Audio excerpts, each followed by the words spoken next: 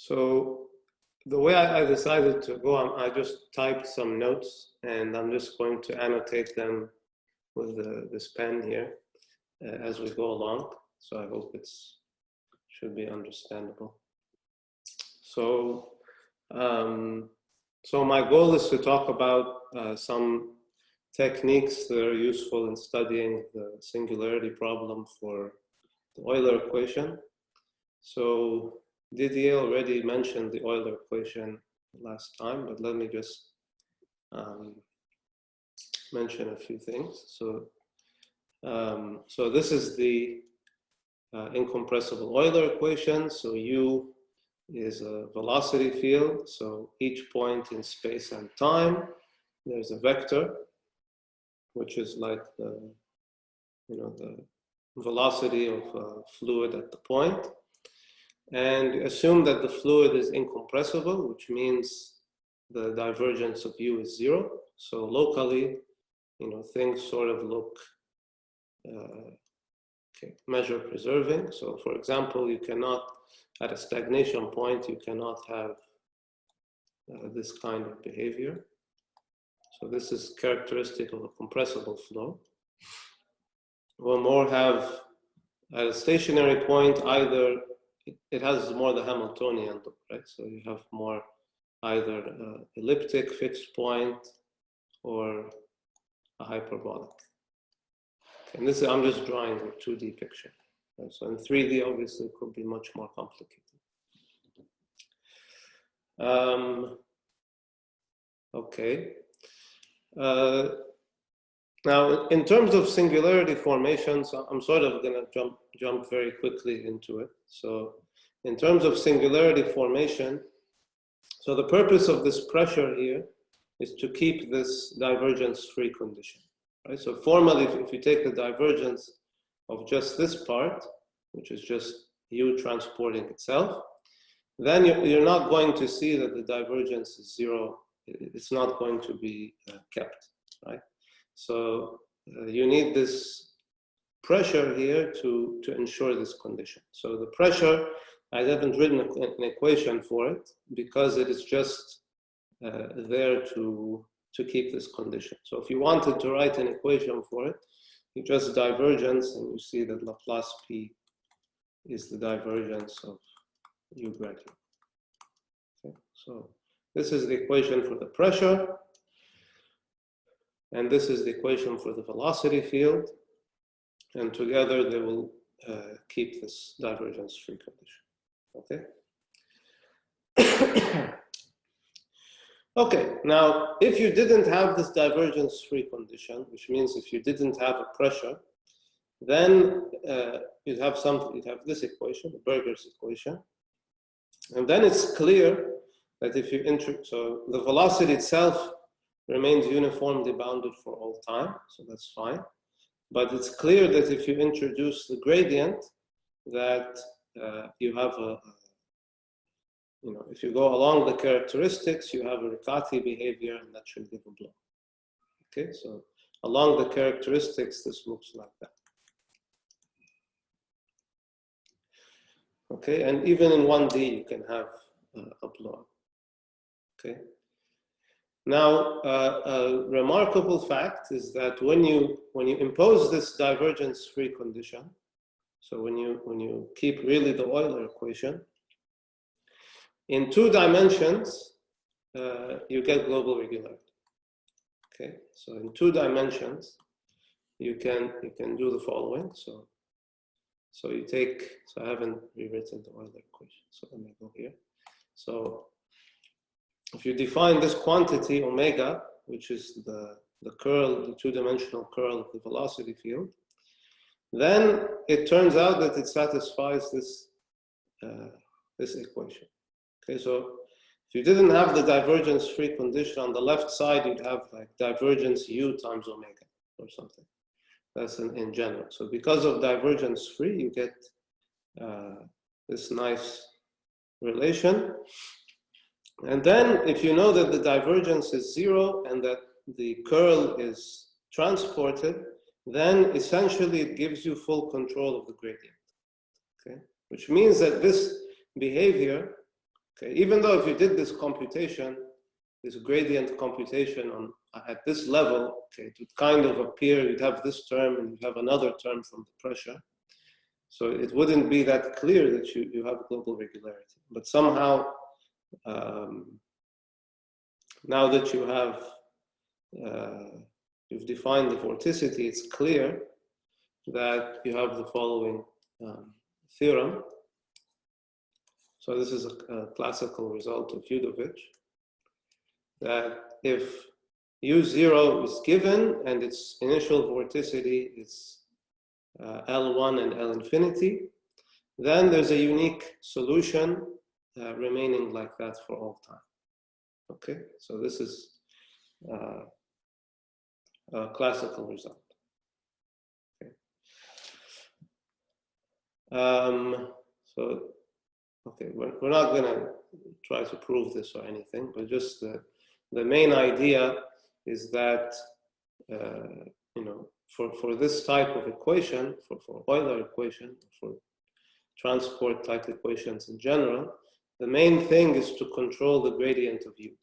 Okay, once you've controlled the gradient of U in L infinity, okay, that will control the characteristics and you'll be able to propagate higher regularity. Okay. Okay, but since for in 2D, since you have the divergence of U is 0 and the curl of U is uniformly bounded, so it's transported. Okay, so this is uniformly bounded in space and time. That basically gives you control on the gradient of U. Okay. Okay. Any questions so far? Okay. So a natural question one can ask is whether, you know, this type of thing will save you again in dimension higher than 2. Okay. So now in dimension higher than 2, you try the same computation and then you end up, okay, you end up here. Okay, so basically the issue is that the vorticity now has 3 components, right? So the vorticity has 3 components, so you know you don't get the same type of identity you have in 2D. And so it's not necessarily true that the vorticity is uniformly bounded. In some cases it is, but in general the vorticity can grow. So in general, omega can grow.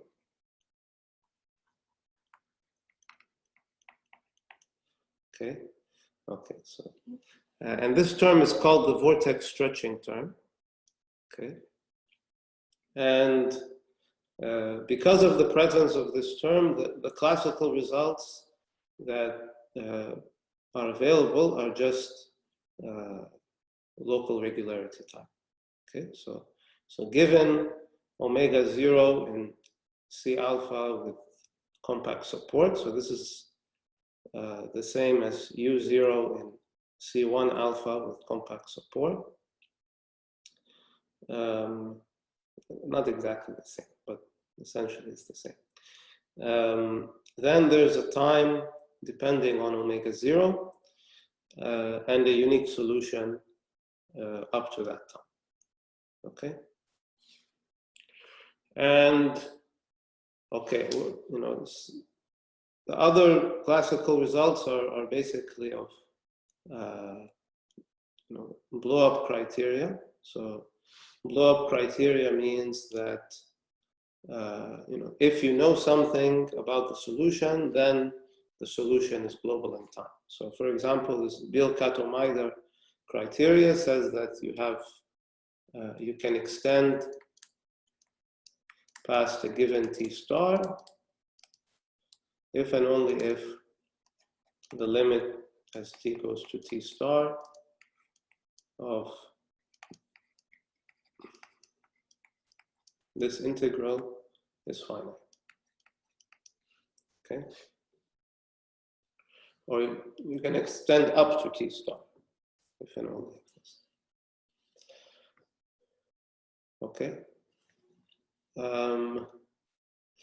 Okay, so now our goal is basically to show that this, at least as stated here, is not a global, you cannot prove a global result.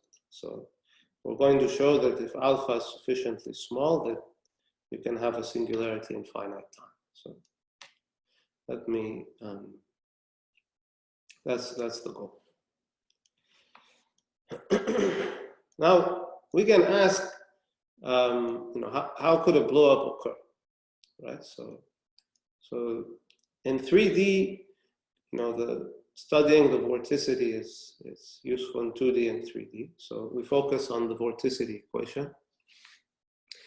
And we kind of observe that there have to be a certain number of things that come together, okay, in order for there to be a blow-up. So I'm not sure if I'm going too fast or too slow. If anyone has any question they want to ask privately, I have the chat open.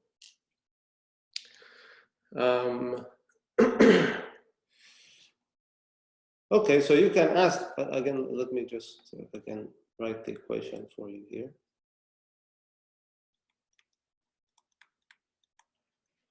So omega is transported and it's forced by this vortex stretching.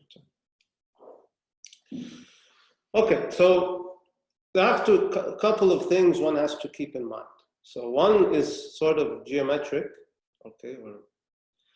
So in order for there to be a blow-up, you need this thing to be aligned with omega, right? So you need, so if this thing was always such that gradient u omega, this inner product was, 0 always, so for some reason it's just in the wrong direction, then again the vorticity will be bound, right?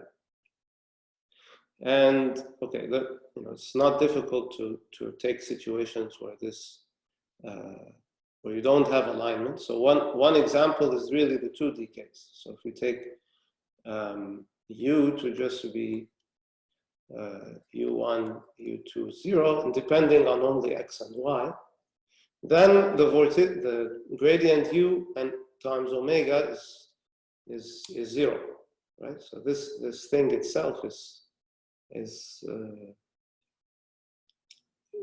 you have some kind of depletion or whatever people call it. Okay, another thing is there's a non-local effect. So even if we have a way to grow omega, so even if we can make sure that omega grows by this, so it's aligned and everything, you also need an effect which grows the gradient of u in the direction of the growth of omega. Okay, so you need a way to grow this guy. Okay, and this is a non-local issue, right? Because the relation between u and omega is non-local. So I'll talk about that later. And again, it's not difficult to make situations where omega is growing, but certain components of u are not growing, of gradient u are not growing, so there's no nonlinear growth. You only get linear type growth. Okay, so an example of that is if you take 3 vector, okay, but they only depend on x and y. They don't depend on z.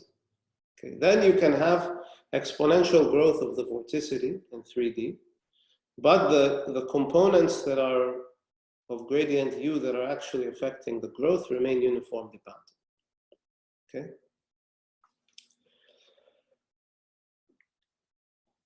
And finally, okay, so I'm going to get more concrete later. So I'm treating this more like a class. So this is just the introduction. Finally, what you need is a kind of stability, right? So you need, if you are to construct a blow-up, you really should hope that it's stable enough to not be inhibited by small perturbation. And the reason for that is that because it's non-local, right? So if you try to get a blow-up, something far away, if it's not stable, something very far away from where the blow-up is happening, may change the whole dynamic, right? So one needs to understand these three issues. Okay, so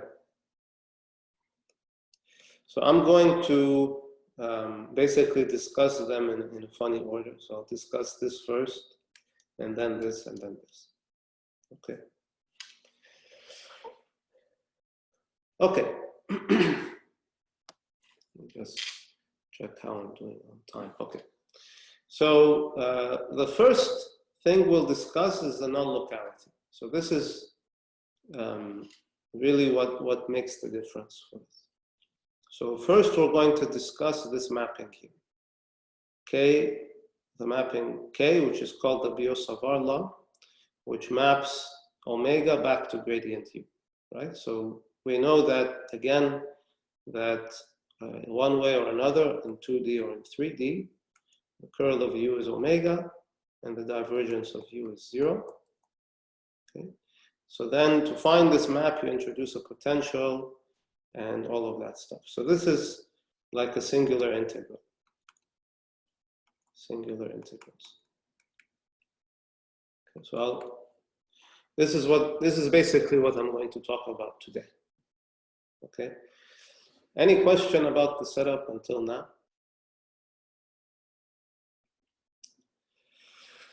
Okay.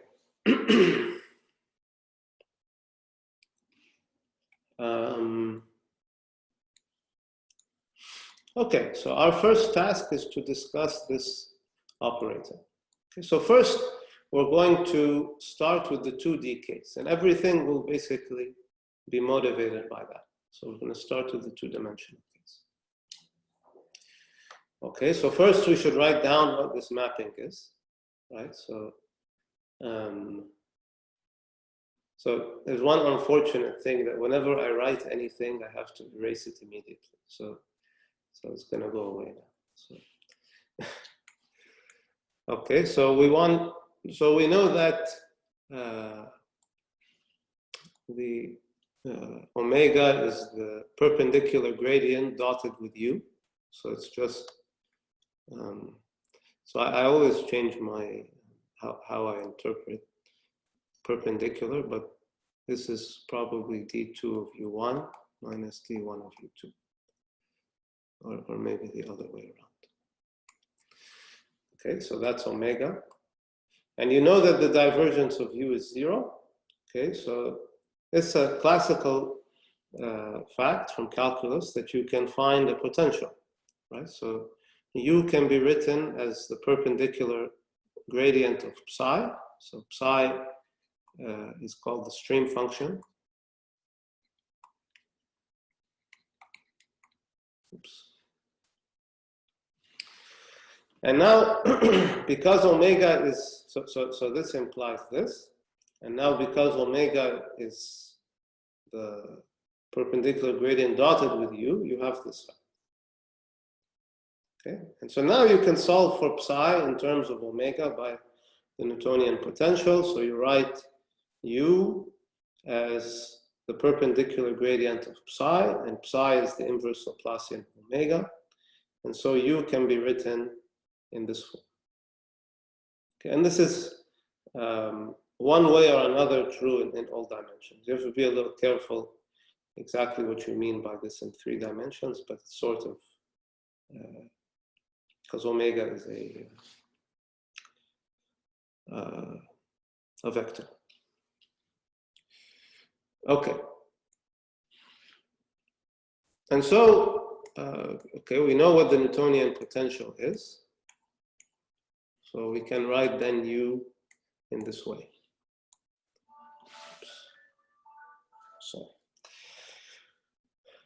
So we can write U in this way. And our goal is basically to understand this operator, or rather the gradient of this operator. Okay, now this is one way to view the Biot-Savart law, and we're not going to look at this integral form. Like this is a little bit, I mean, there are cases when this is very important to look at it like this, but for us, we're not going to think about it like that. we're more going to think about it in this form. Okay, because in this form, it's more clear how to get L2 estimates, right? So when you write down the elliptic equation rather than the integral form, L2 estimates are much clearer. Okay, so this, basic fact. So gradient of U is like the Hessian of psi, right? In a sense, right? So of course you have the Hessian if psi satisfies this Poisson equation, then the Hessian in HS can always be bounded by omega in HS. Okay? And this is what the HS norm is.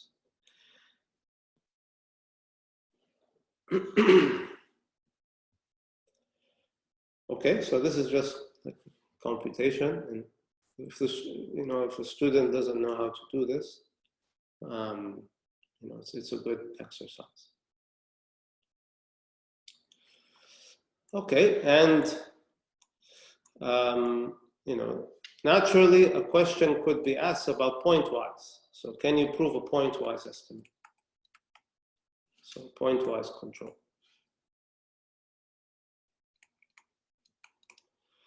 Okay, and kind of clear that this shouldn't be true, right? Because of the non-local effect. But how do you see that this is not true? So this is in fact not true. So how do you see this is the case?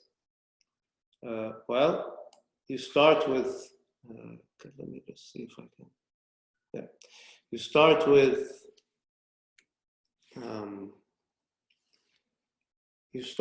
a smooth guy. Assume that it's 0 at 0. Okay, it's just for convenience. Then, it's clear that the gradient of U at 0. So remember from this formula up here. So remember that U is like x minus y over x minus y squared. Okay, it's perpendicular. Omega of y dy. Right? With a constant.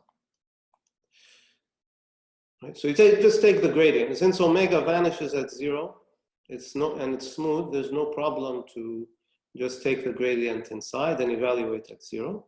So if you do that,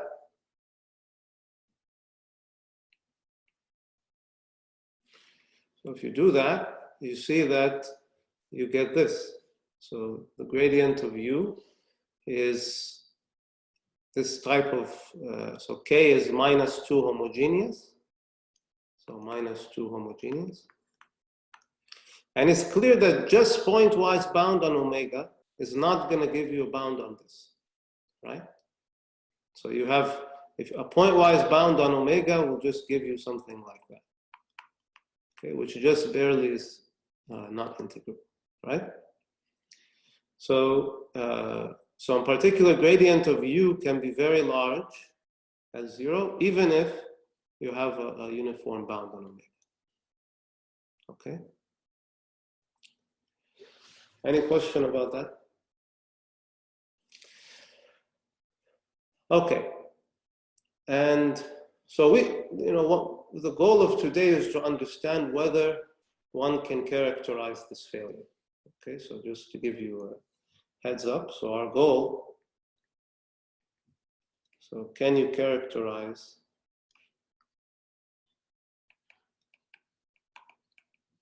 this failure? Okay, the failure of this bound.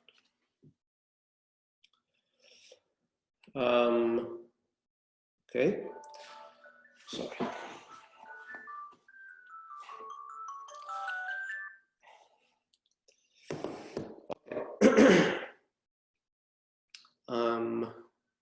Okay, so just as a side remark, we're not going to use this, but on LP, there's no problem, right? So on LP spaces, where P is less than infinity, bigger than 1, you have this type of bound.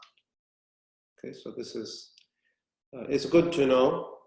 And it also, interesting is that as Cp is like P as P goes to infinity. Okay, so this is a useful fact to know in this kind of stuff.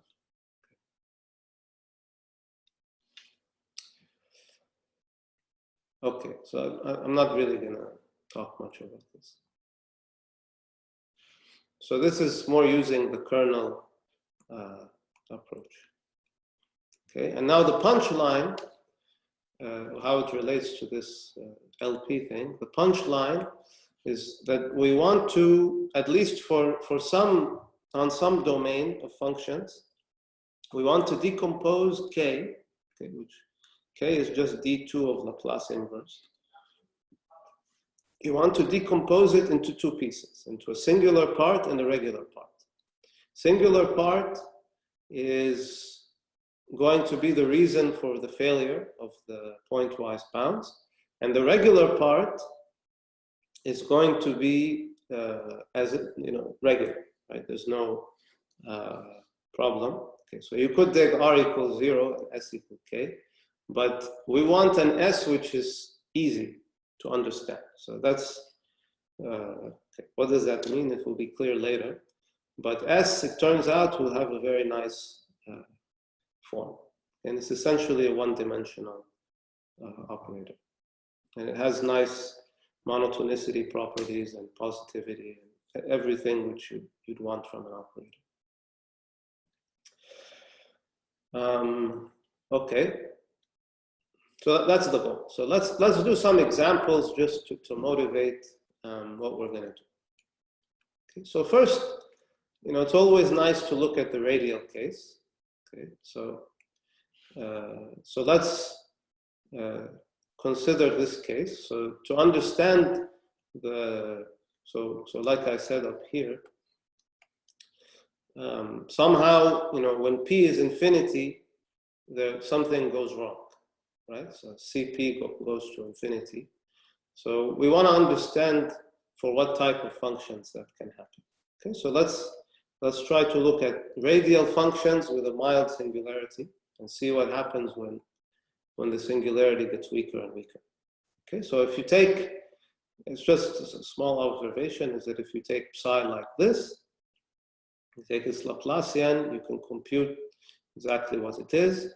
So in particular, if you have this type of problem, so Laplace psi is x to the minus gamma, and here we're thinking gamma is small, so that this is like in LP for large P, okay? Then psi is of this form, okay? So that's what the computation shows. And so the limit when gamma goes to 0, we don't see any problem whatsoever, right?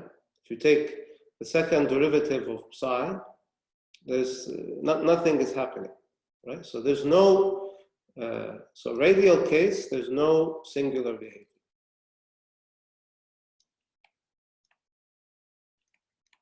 Okay, so this one can make this kind of rigorous. And on radial functions, the operator is just bounded. Okay, even on L infinity. Okay. Okay, so that's good to know.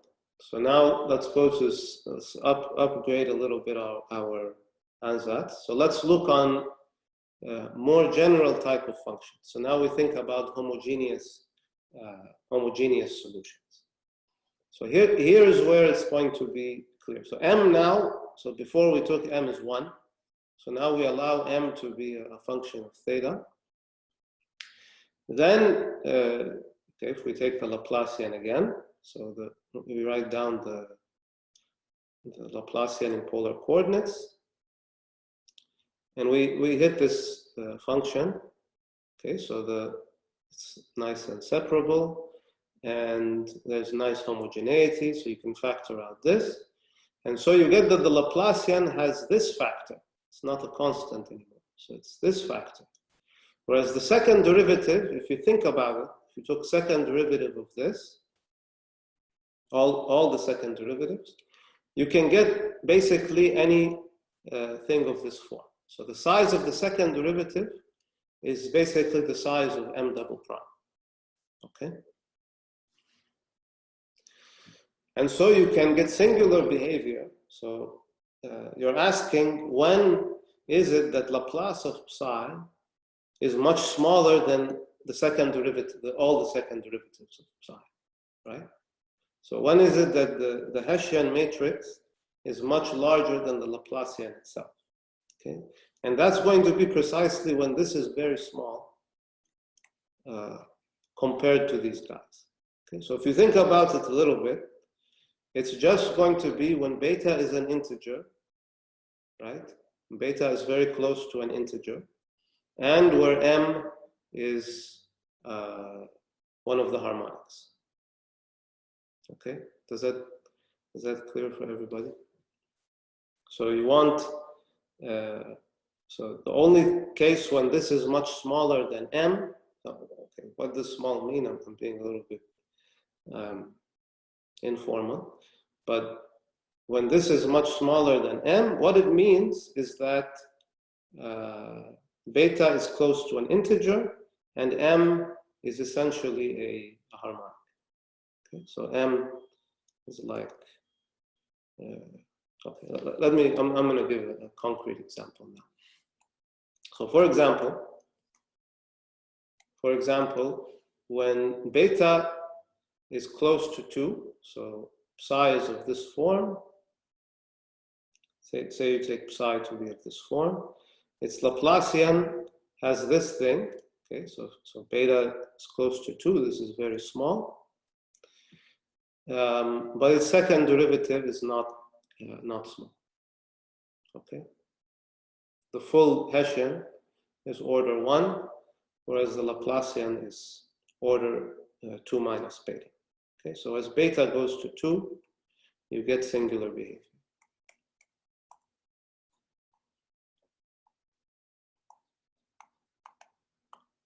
Okay, does that kind of make sense? Okay, and now we want to show that this is the only way that things go bad. At least if you look in reasonable type of functions, this is the only problem that can happen. Okay.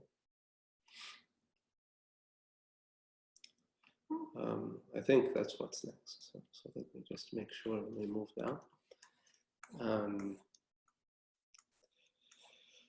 Okay, so this, so this stuff is sort of put in kind of a general context. So it's related to a previous work of Kiselev and Schwerak.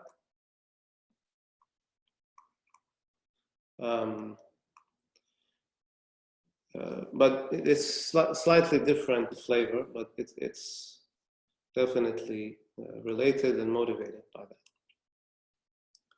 And okay, if you're looking at like this question in sort of the most general context, okay, to my knowledge, we have a sort of general way of looking at it in this paper. Okay, with it's joint with Inji Jiang. Okay, so this is not the point of view we're going to follow. We're going to follow a slightly softer approach. So this is more in so this is using the kernel of the Biot model. Okay, so that's also the case here. Okay, so now we're going to follow a more like energy approach, okay, which will be very useful for us. Okay. Okay, so let's go. So now, okay, so we want to look at now how this K, so K again is just, maybe I should be writing what it is, but it's just this operator. So we want to understand how it behaves for a very particular type of vorticity. So we want to look at vorticities, so we want to look at, this is the domain of functions basically. So functions which are a function of this variable.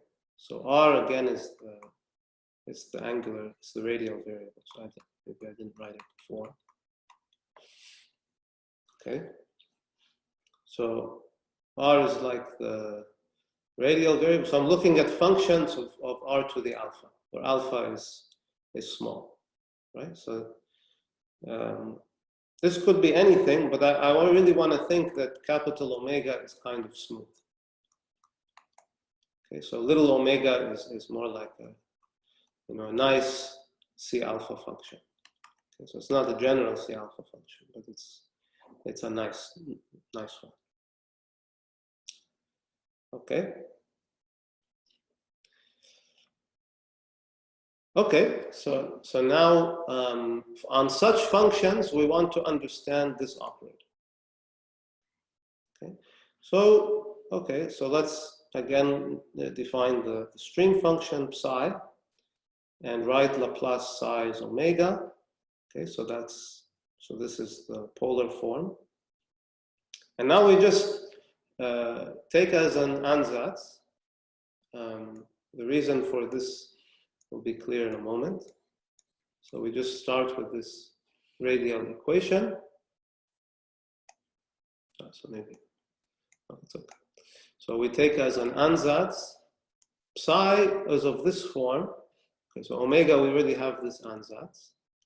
So if you think that omega is like a C alpha function, then psi should be like a C2 alpha function, right? If you solve this. So that's the Schauder theory. So you should put, psi has a scale is a scale of, so scale of psi is like scale of omega plus 2, right? So you should put this extra little guy there. Okay, so when you scale, so if you define psi like this, so there's no alpha here. Right, so it's just a function of r and capital R and theta, and omega is just a function of capital R and theta. Then you get this equation. Okay, it's just a small computation.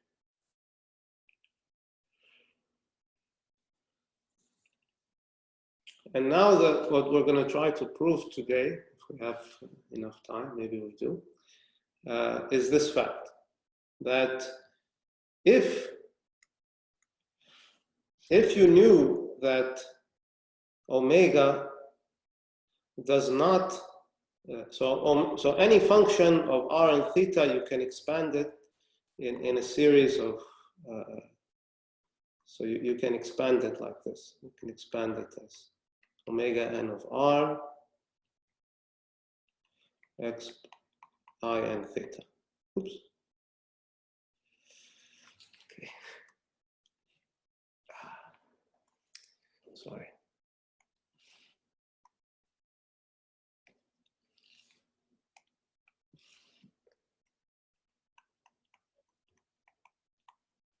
Right? So you can do a Fourier expansion in theta. So all I'm saying here is that if n is 0, 1, and 2 are not there, then you have bounds which are independent of alpha. So remember what we did. So basically we're looking at smooth functions of r to the alpha, right? So these are C alpha. So when alpha goes to 0, we're basically going down to L infinity. So we should see some singular behavior, right? So the first statement is that if your function happens to be orthogonal on these first 3 modes, what's really important is really the second mode, then you have alpha independent bounds. Okay, so you have bounds of this type.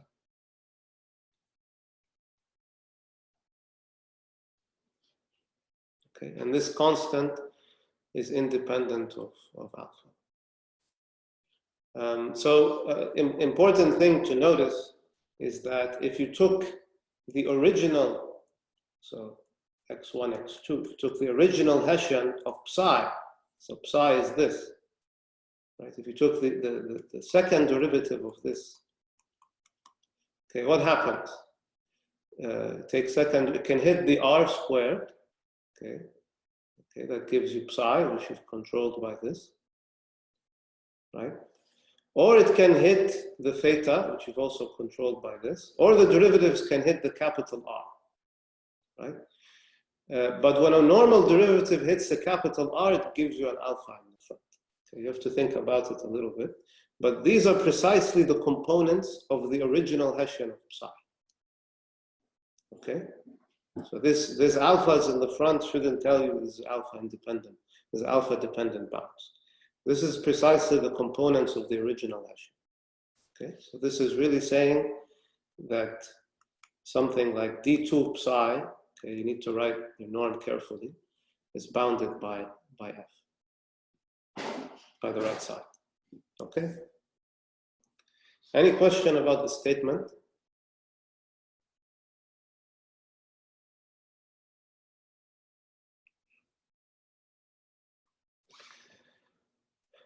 Okay, so let me erase all that. So let's give the proof. So I'm treating this like a class. So if someone at the end says, okay, this is more like a seminar, I would skip this part. But I'm treating this like a class, so I'm just going to go through the proof. So we're only going to go through the L2 part. So let me just give you the intuition first. The intuition is the following. So say that, we think alpha is very, very small. Okay. So then if alpha is very small, we don't have these terms. Okay. And that's going to be the reason why you have singular behavior. But if alpha is small, you basically don't have this term, so you're left with inverting this operator. This operator is not invertible in general, right? So if psi has a piece, or omega rather has a piece in the second shell, so if it has a piece with e to the I2 theta, right, then it's not invertible. Okay, but if you're orthogonal on that piece, then it's invertible and you have bounds independent of alpha. That's basically what we're saying. Now, if it has this piece, then this would be 0, and you'd have to get bounds from this term, right? You'd basically be solving this equation, right? This is not there. So on this piece, this is not there, you're solving this equation. And now it's clear that psi will be like 1 over alpha omega, right? That's okay, in terms of size. This is what we're saying. So say psi 2. So the piece coming from this harmonic is 1 over alpha. All the other pieces we're going to see are order 1. Okay, that's the thing. Okay, does the intuition make sense for everybody? Okay. All right. So now let's go to the proof of this fact. Okay, I have 6 minutes, so let me go kind of fast. So the first thing to observe is that if omega satisfies this, okay, then if omega satisfies that thing I just circled, so this thing, then psi, the solution of this, must also satisfy these conditions. Okay, so that's small computation you can check. Okay, that's basically if you assume that psi is the L2 solution, then you can't have you'd have only like a harmonic pieces basically. Okay, so if psi satisfies that, then we take the equation, okay, and we multiply by multiply by d theta theta psi. So how you do normal energy estimates. Okay, and then you have these R terms which you have to talk about, but you have these terms. Okay, and now the point is that this is a good term, this is a bad term, right? But because of the condition, right? Because psi is orthogonal. Oops. Because psi is orthogonal for all R to these guys, and less than or equal to 2, right? Then you know that the frequencies of psi start at 3, right? So that means that you have this. Each derivative counts for 3 or more, right? So then you can kill this term. Okay, does that make sense? Okay, and then you do some integration by parts, and I can make these notes available if you guys want to look to the details. And okay, so let me leave the rest. So I'm going to try to now jump to the singular part. Okay, so basically what we showed is that if omega does not have these guys, n is 0, 1, and 2. 0 and 1 are not really important. It's just a technical issue. But mainly 2. Then that's really the regular part of the operator. Now we want to talk about the singular part. So it's basically what I told you. And this is the theorem. That, again, if you look at this equation, and you assume that omega has this form, so it has precisely the bad mode, right, and nothing else. Of course, you can split any function into a sum of these guys. So you look at just this part. Then the solution is a 1 over alpha part. So alpha, we didn't see alpha before, so now alpha is coming. So it's just 1 over alpha times this guy, right? Oh my God. Okay, so this is some LaTeX problem.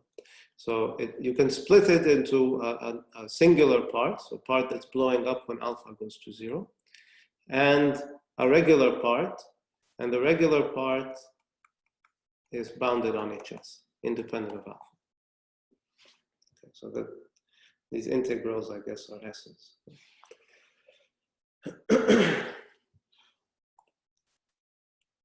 Okay, does that, is it clear now what I mean by singular and regular part? So basically, what we've said is that if you solve for a general function, you solve this equation, which is just inverting the Laplacian in these coordinates, then you get this part, okay, where f is the projection onto the second mode. So f is just the projection of omega onto the second mode. So you get psi is the singular part plus a bunch of order 1 things. Okay, does that make sense?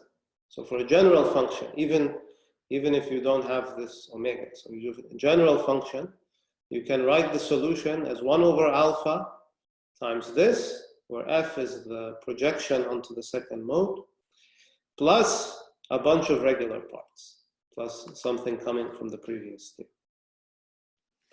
And that's the decomposition. Okay, so now basically we've, at least for functions which are of this form, functions of r to the alpha and theta, so for omegas which are of this form, we have, we've decomposed k into a singular part plus r, and the singular part is just this nice type of integral, right? It's just, if f is positive, this is positive, if and then this is decreasing, and there's all sorts of nice facts that this L has. So,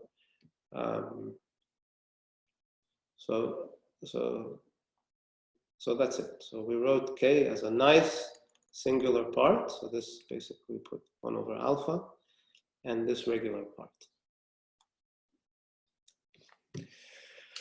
Okay, so I think I'm out of time. So thank you.